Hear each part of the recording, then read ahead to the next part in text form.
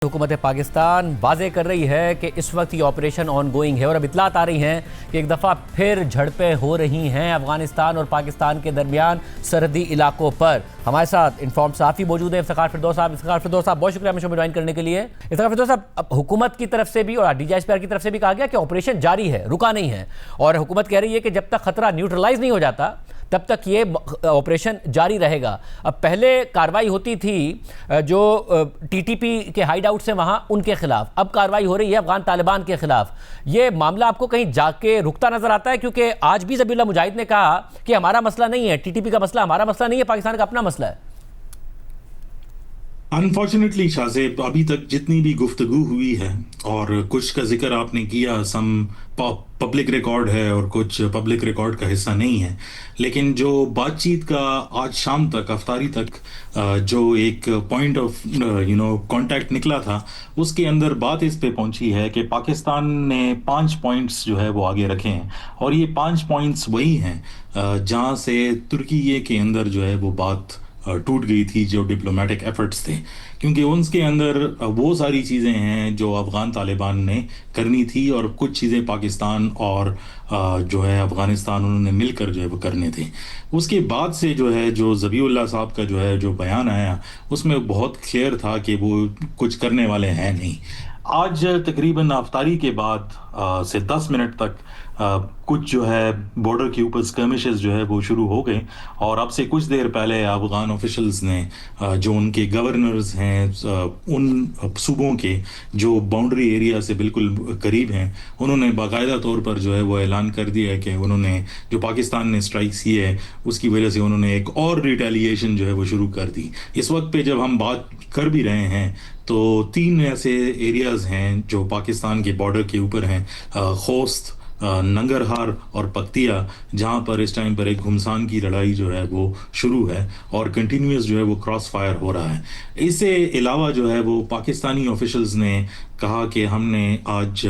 शाम के टाइम पर जो उनका एरिया है बमियान, वहाँ पर जो है हमने एरियल जो है वो बॉम्बिंग की और तालिबान के एसेट्स को जो है वो डिस्ट्रॉय किया है। अब लग़मान एक ऐसा एरिया है जो इससे पहले इस कॉन्वर्सेशन का हिस्सा जो है वो नहीं था, तो जो DGISPR की बात थी कि ऑपरेशन रुका नहीं और तब तक नहीं होगा जब तक इसका जो है अपने एंड्स तक जो है वो नहीं जाता, तो उसमें बहुत क्लैरिटी है कि मुझे तो मज़ीद एस्केलेशन ही इस टाइम पर नज़र आ रही है, क्योंकि कहीं से कोई झुकाव नज़र नहीं आ रहा। बाकी रहा जो डिप्लोमेटिक ऑप्शन है जिसका आपने जिक्र किया, ये सारे वही डिप्लोमैट्स हैं और सारे वही ममालिक हैं जो एक दफ़ा इस पूरे प्रोसेस को जो है वो एग्जॉस्ट कर चुके हैं। अब जब वो टेबल पे बात करना चाहते हैं तो वही बातें जो है वो रिपीट हो रही है और उसका कोई सोल्यूशन नहीं है, तो उनके पास भी बात आगे बढ़ाने के लिए जो है कोई चीज़ है नहीं। लिहाजा बात इसी पर आके रुकेगी कि जब तक अफगान तालिबान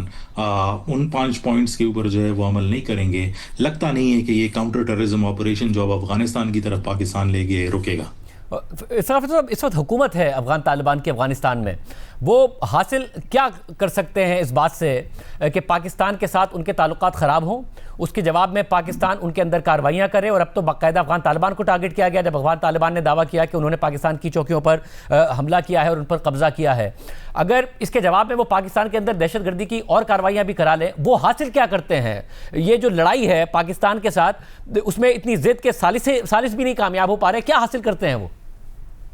देखें, ये एक इंटरेस्टिंग सवाल है और उसके लिए अब अफगान तालिबान की और इस पूरी जंग की एक पूरी एनालिसिस करनी पड़ेगी कि इनकी आइडियोलॉजिकल पैटर्न्स हैं क्या। लेकिन कुछ जो आइडियोलॉजी है और कुछ उन्होंने मिथ्स जो है वो क्रिएट किए हुए हैं, जिनको वो समझते हैं कि ये हकीकत है कि जैसे हमने सारों को कुचल लिया और 2 सुपर पावर्स को शिकस्त दे दी और कुछ है नहीं, तो ये सारी माइथोलॉजी है जिसका हकीकत के साथ अगर आप एनालिसिस करें तो ग्राउंड रियलिटीज़ के साथ इसका कोई ताल्लुक है नहीं। उस टाइम की सिचुएशन जो है वो अलहदा थी। दूसरा एक उसका आइडियोलॉजिकल पैटर्न है, क्योंकि अगर वो इनमें से किसी ग्रुप्स के खिलाफ भी कार्रवाई जो है वो करते हैं तो वो पूरा जो एमिरेट्स का उनका कॉन्सेप्ट है वो टूट जाएगा। लेकिन तीसरा इंपॉर्टेंट है जो वो पुश भी कर रहे हैं, और आपने देखा भी होगा कि हर बार जब पाकिस्तान जो है वो टारगेट करता है अफगानिस्तान में किसी एरिया को, तो सिर्फ और सिर्फ सिविलियन कैजुअल्टीज की पिक्चर्स, और उसमें भी बहुत सारी ऐसी हैं जो काफ़ी पुरानी है या किसी और ममालिक से हैं, वो आ जाती हैं। वो इसलिए क्योंकि अफगान तालिबान एक पॉपुलर गवर्नमेंट नहीं है। اور اینٹائی افغانستان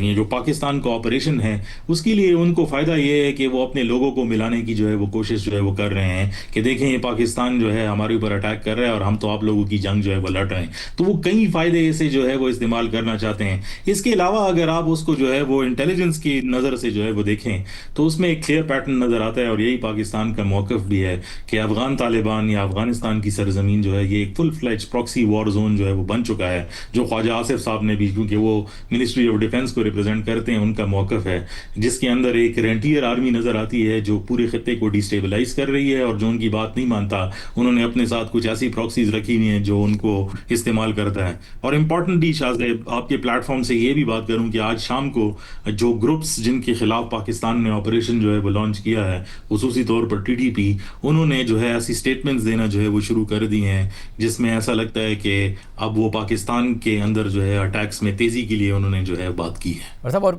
ظاہر آپ ایک انفارمڈ صحافی ہیں, تو یہ جو صلاحیت ہے یہ کتنی ہے, کوئی کارروائیاں تو وہ پہلے ہی کر رہے تھے, پاکستان کے فوجی جوان شہید ہو رہے تھے, پاکستان کے سولین شہید ہو رہے تھے, جس کے جواب میں ہی پاکستان نے اسٹرائکس کی تھیں اور یہ صورتحال پھر یہاں پر آ کر پہنچی ہے. تو اور کیا کتنی صلاحیت ہے اور کتنا پاکستان میں اس قسم کی کارروائیاں ہو سکتی ہیں؟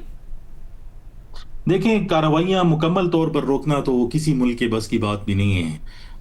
سی آئی اے سے 9/11 جو ہے وہ ہو گیا, اور برٹش انٹیلیجنس سے جو ہے وہ 6/7 جو ہے وہ ہو گیا, تو کہیں پر کچھ بھی ہو سکتا ہے. پاکستان کے اندر پرابلم یہ ہے کہ کنسنٹریشن بہت زیادہ ہے اور ساتھ میں ہی یہ ملک ہے, اور 2610 کلومیٹر کا بارڈر ہے. آپ ساری جگہوں پر پوری فوج بھی لگا دیں تب بھی جو ہے وہ موومنٹ جو ہے وہ نہیں روک سکتے. So it is going to be a problem. اور لیکن پاکستان کے پاس ٹائم کا ایشو ہے, کیونکہ ایک پاکستان کی جو بڑے اکنامک جو پروجیکٹس ہیں اور جو